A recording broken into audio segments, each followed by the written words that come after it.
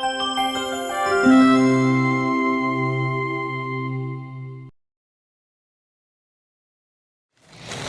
hello everybody, welcome to Red Tool House. We're going to continue our series on 11 things to consider before beginning your homestead.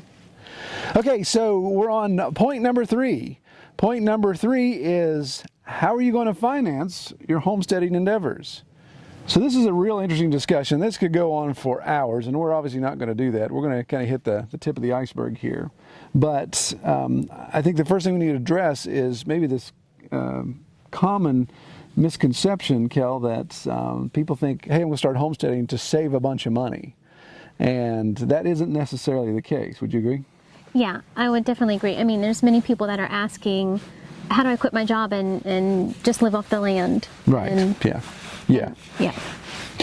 Yeah, and you know, that's, again, that comes back to our first point, and that's why we had that first point, is how do you define homesteading? So it may all hinge on your definition, but if you're going to stop living your life a certain way and start living it another way, unless you're just going to crawl into a cave somewhere and live off the land, you're going to have additional expenses or new expenses. Now, you may be able to save money as you downsize in certain areas and use that to spend in these new endeavors, but it's going to cost you to make that transition. Oh, definitely. So what are some of the things that we ran into when we started wanting to do this, costs that we ran into?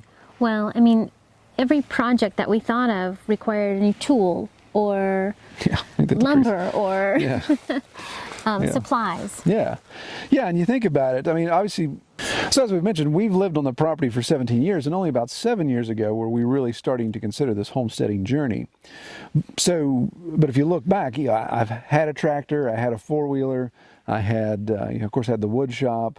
I had these things that I'd already purchased, but they obviously transitioned over well to our homesteading endeavors. But whether I bought it when we decided to homestead or bought it before, those were still expenses. So, if you're living in town or suburban and you want to move rural, and you may not be able to go out and buy a tractor brand new the very first day, which I wouldn't recommend that anyway. But you're going to have to look and say, okay, how am I going to pay for these things? So, what are some recommendations? Obviously, if you need to generate revenue, Kel, what's the obvious option there? Sell your body? Oh. Well, that wasn't the one I was thinking of. But it involves selling. Well, you need to downsize and start getting rid of some things. Yeah, I mean, so, if you've got a really nice new car, maybe sell that car, get a used one. If you've got multiple cars, get rid of one. Go to a one-car family if you can, or two-car family if you've got 3. Motorcycle, boat, ski, whatever. Homesteading is not the glamorous life. It isn't. No, yeah, exactly. I mean, I always joke, I did have a motorcycle, and I sold my motorcycle, and it went toward homesteading stuff. I didn't really use the bike much anymore, and it didn't make sense to me. So you can obviously downsize and sell some of those things, but when it comes to how you're going to finance your homestead, this is definitely one of those plans you got to have in place before you do it, because the last thing that I'd ever encourage anyone to do is put all their spending chips in one basket and say, hey, we sold this, we sold that, we sold our house in town, we moved out, we bought this piece of property. It was everything we could do to afford this piece of property. So we're on the property in a little tiny house or a rundown something, and now we got nothing. We got no money to pay for anything going forward.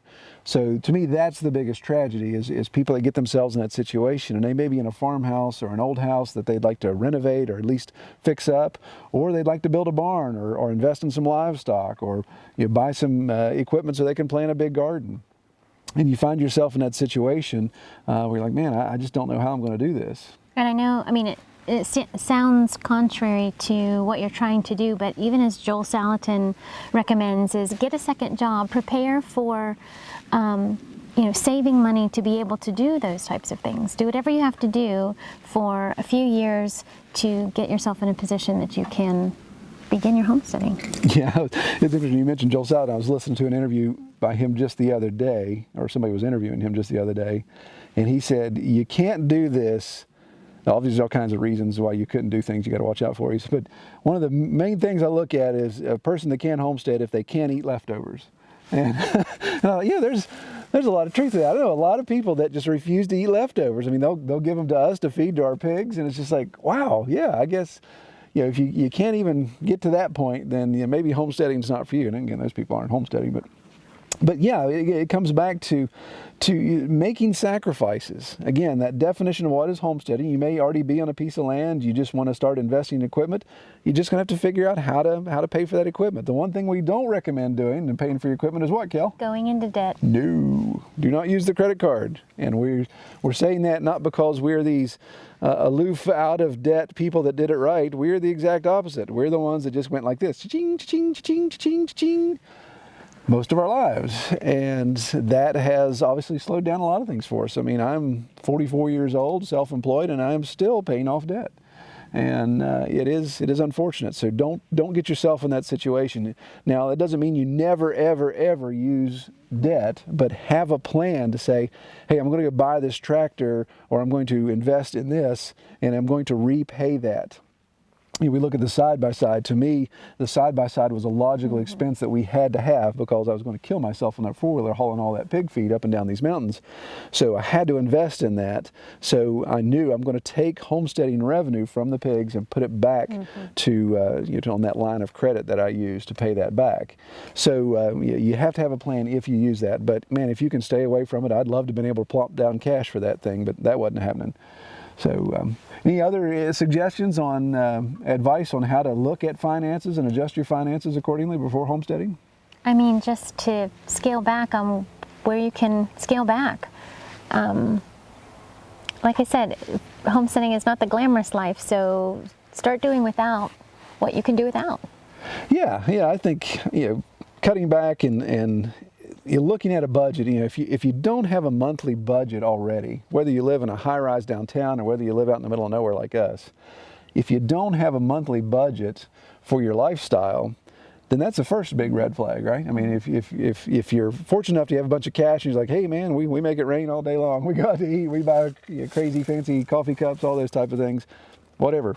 But if you want to switch to this homesteading lifestyle and scale all that back, you're going to have to make a budget and look at those things and say, where can I cut back? A Starbucks coffee, if you're doing that 5 days a week, that's pretty expensive. If you eat out a lot, I mean, when we lived in Florida, we ate out like crazy. That's why I'm bowling pin shaped. But as we move back here, we don't eat out nearly as much. We don't like eating out simply because of the cost, but of course the nutritional issues, all that. We like eating our own food.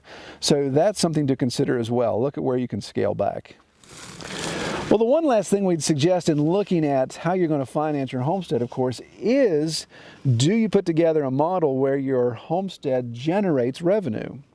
And man, I could go on forever about this. In fact, I'm actually working on a lengthy ebook on how to discuss this, on how to set up your homestead in a way that you can generate revenue with homestead products to really help underwrite the expenses of your homestead and, of course, allow you to stay home more. So what are some options that we've seen, that we do and other people do, Kelly? Well, I mean, one of the first things we did was selling eggs. Sure. And then, of course, we sell pork. Yeah, so, the eggs, the pork, the chicken, other things that we're looking into doing help underwrite that. Help generate funds to justify these expenses. Again, that's why I justified the purchase of a side-by-side. Now, there's some things you may think, well, eggs, there's no way in the world I'm going to be able to stay home because I'm selling eggs. Yes, you're right. You're barely going to be able to make enough money to make it worth your while selling eggs unless you go to volume. But the thing about eggs, as we've talked about, that's a way to get people, there's contact points with people. People get to see what you've got going on. They get to interact with you. So maybe you can upsell them on other things. And not to mention to help pay for the feed for your chickens, right, for you to get healthy Exactly. eggs. Yeah, you're getting good eggs. Maybe you're getting meat out of that, and the eggs are just helping offset the cost of feed, and whether you can just give eggs away to your neighbors if you want and friends. So look at that. Look at opportunities to generate revenue on your homestead. So in recapping, 3 key points to look at. Number 1, plan on downsizing, downscale what you have. Number 2, setting a budget. And number 3, of course, is looking at on-homestead products to sell. Thank you for watching, and join us next time as we continue our series on 11 things to consider before beginning your homestead. Take care, everybody.